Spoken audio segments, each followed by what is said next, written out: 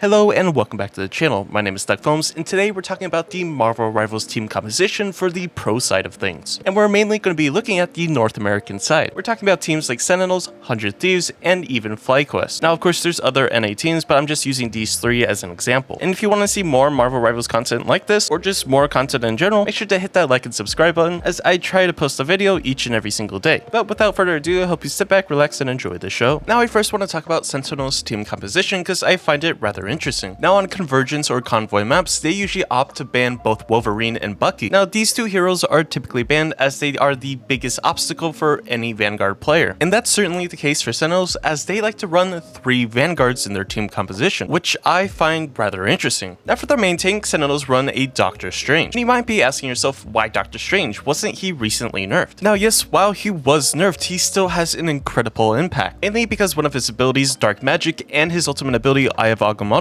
is still incredibly strong. If you hit an enemy with Doctor Strange's ultimate and you built up your Dark Magik to 100, you can easily delete enemies even if they're within a Strategist ultimate, making him one of the best heroes to counter any Strategist ultimate in the game. Now for their second and third tanks, I've seen a lot of different variations. I've seen them picking the Thing and Thor. I've also seen Magneto and Groot paired up with Doctor Strange as well. Now you might be thinking, if you're in lower elo, why the Thing? Why are pro players obsessed with this giant boulder? And let me tell you, a lot of players undervalue the Thing. This character is incredibly strong. He's a super strong anti-dive tank, excelling at disrupting engagements with his prolonged stuns and mobility denial, as well as his synergy with Magneto makes him a perfect fit for aggressive frontline play. Now the Thing thrives in long drawn-out fights where ultimates cycle repeatedly. He farms his ultimate efficiently in extended engagements, particularly in support-heavy fights such as involving Loki and Luna ultimates. Now these fights, from what I've seen, often reach, a stalemate where neither team secures early eliminations, allowing the Thing to generate multiple ultimates within a single engagement. And the Thing's ultimate is incredibly strong when you have a team that's actually playing properly with you. Then I want to talk about Groot. Again, Sentinels is like the only pro team I've really ever seen run triple Vanguard, so it's pretty interesting to watch. Now you might be asking, why are we picking Groot with 2 other super strong Vanguards? Now one of the first reasons you pick Groot, in my opinion, is because when you place his walls, it blocks the line of sight of the enemy strategists so they can't heal their team. Now most of the time in normal ranked matches, if you break the line of sight of the enemy healers, you can usually pick up a ton of free eliminations because the enemy strategists can't heal their team. And this even carries over into pro play. Now even though the walls break a lot faster in pro play, that 1 or 2 seconds where they have to take the time to break that wall can result in a quick elimination,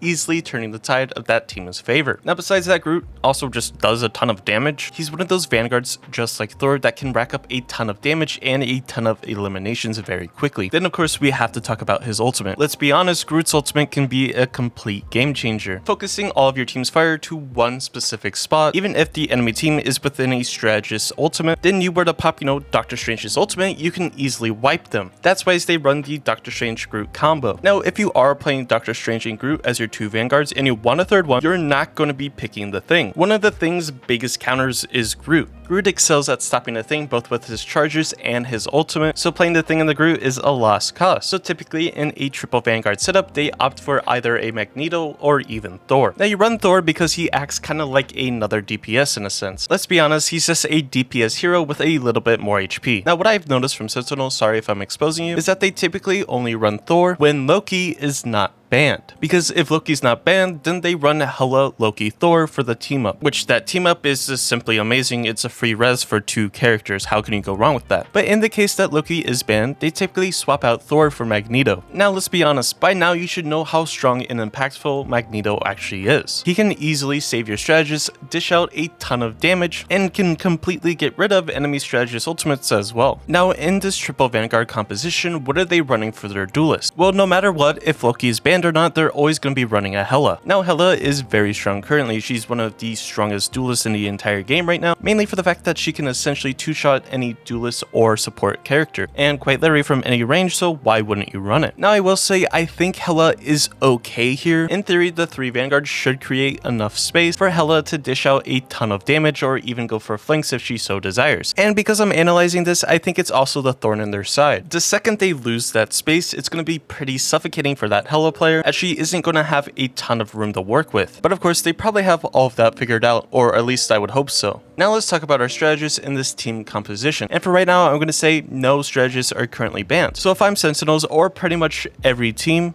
I'm more than likely going to be running a Luna Snow because Luna Snow's ultimate is quite literally insane, and just the sheer amount of healing you can output is extraordinarily high, so why wouldn't you pick her? Then the other strategist is going to be none other than Loki. Now, I've always thought Loki was the S tier even since the game's release, and I never quite understood why people put him in the tier list so low when he's just so strong. Now, Loki's flexibility makes him a meta-defining pick. Whether you want to believe it or not, this character is insane. Now, his regeneration domain not only extends fights, but also forces opponents into double ult investment just to break it. Now, I like to describe Loki's regeneration domain, or totem, or lamp, whatever you want to call it, as a mini Luna Snow ultimate that you can move around. This extra resource commitment can significantly shift team fight momentum. If Hela is unbanned, Loki gains even greater value through free resurrects, further cementing his control over engagements. Even if Hela is banned and Loki is open, teams will still choose Loki as he's just too strong of a character to mess up on. And if Loki is banned, who do you usually switch to? Well, typically you're going to be switching to Invisible Woman, as you get a ton of value out of Invisible Woman's shield, which is her alternative attack. Her push and pull ability can either help generate,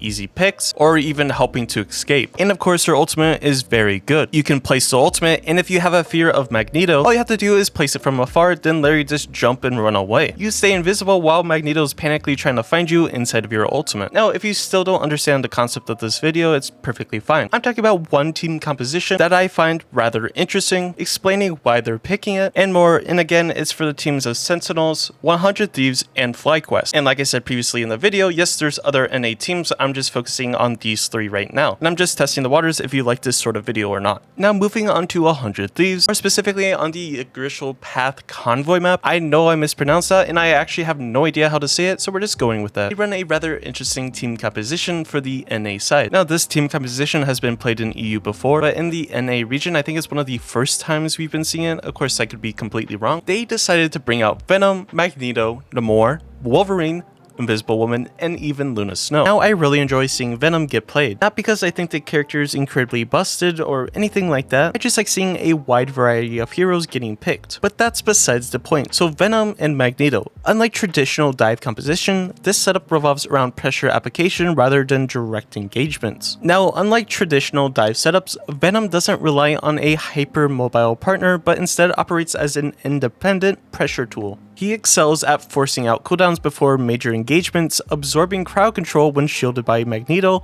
and even stabilizing objectives during prolonged fights. Having the Venom on your team makes the enemies feel a ton of pressure, and when there's a ton of pressure, regardless of who you are, there's always going to be some mistakes. And because of that, that's where Venom thrives, creating chaos and forcing players to make mistakes and lose cooldowns. And once those cooldowns run out, you can easily roll over the enemy team. And the Magneto-Venom synergy is just extremely good. Now later on in the match, TTK, who was playing Magneto for 100 Thieves, does in fact swap to Doctor Strange, purely for the fact that Sentinels was also running a Strange, so you kind of need a Strange to counter a Strange. However, they do keep the same composition besides that swap. Now for this team composition for 100 Thieves, they ran Wolverine and Namor. Now I understand not banning Namor, even though he's incredibly strong with the team up with Luna, but not banning Wolverine is absolutely insane. Even if Wolverine is getting played into the thing, he still gets immense value because of his sheer amount of damage. Now, because of the composition that 100 Thieves was running, the Wolverine was able to frontline a little bit better. He didn't necessarily have to go around and try to get picks because you had a hero like Namor going for the flanks and pressuring the backline. Because of that, the tanks on the Sentinel side had to turn around and peel for the backline. And because of this, since one of the tanks was, looking behind them trying to help out the backline,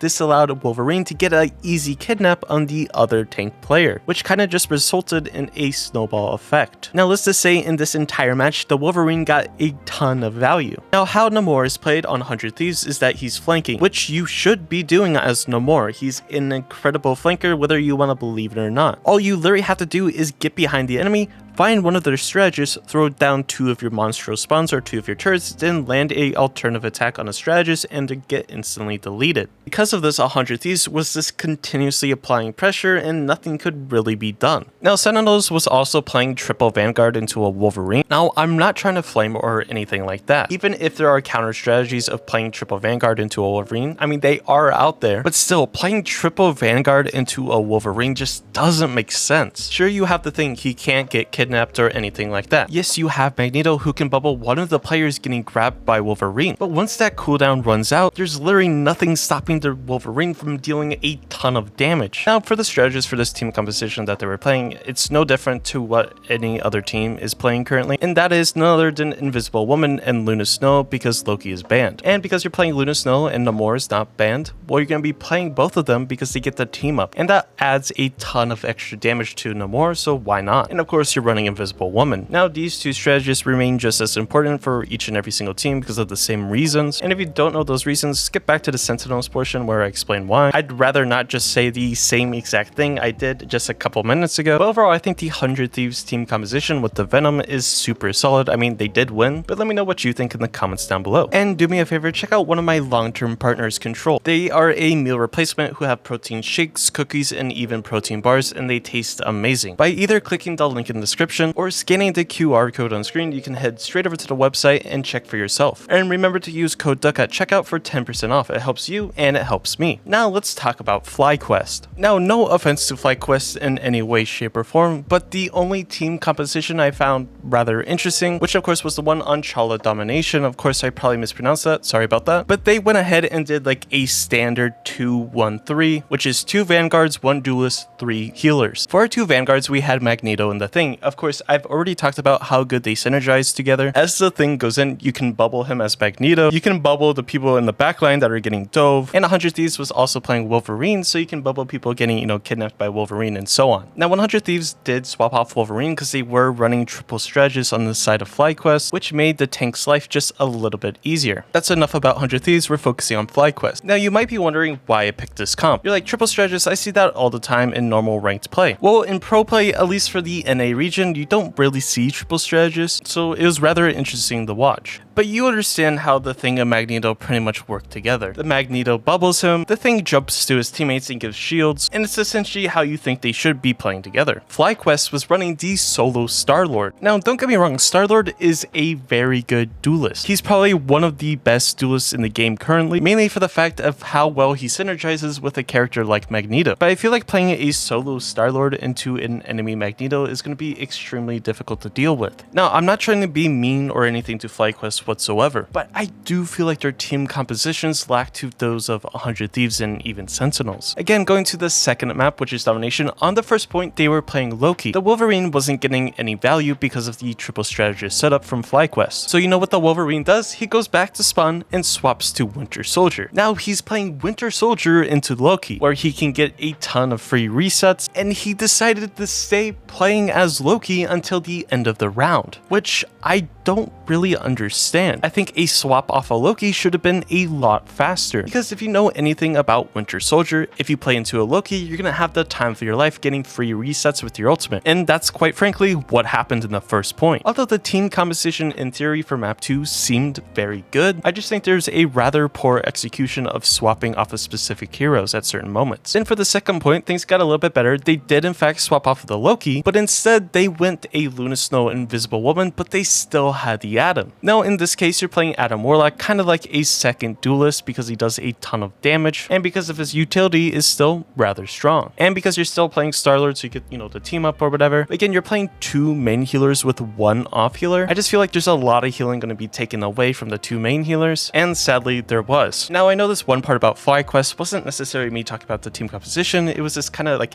analyzing and critiquing, which I think is also perfectly acceptable. Now I did say I was only going to say 1 team composition, but I don't think I can let this fly. On the Path Convoy map, FlyQuest banned Wolverine and Loki. Okay, sure, that's fine. So they went ahead and picked Groot because they don't have to worry about Wolverine. But because of that, 100 Thieves displayed Winter Soldier, another extremely good counter to Groot. And based on Map 2's performance, you know that they 100% are going to play Winter Soldier. Although FlyQuest did in fact take that map away from 100 Thieves, it was a rather difficult fight for FlyQuest to win. But that's enough flaming and glazing for me about these teams. Let me know what you think about these team compositions or this type of video. Would you like to see more of these pro match breakdowns? If so, let me know in the comments down below. Like the video if you liked it, because it's one of the best ways of telling me that you enjoyed the video, and make sure you subscribe so you can stay up to date of when and where I upload or post videos and shorts. But regardless, I hope you have a great and safe day, and I'll catch you in the next one.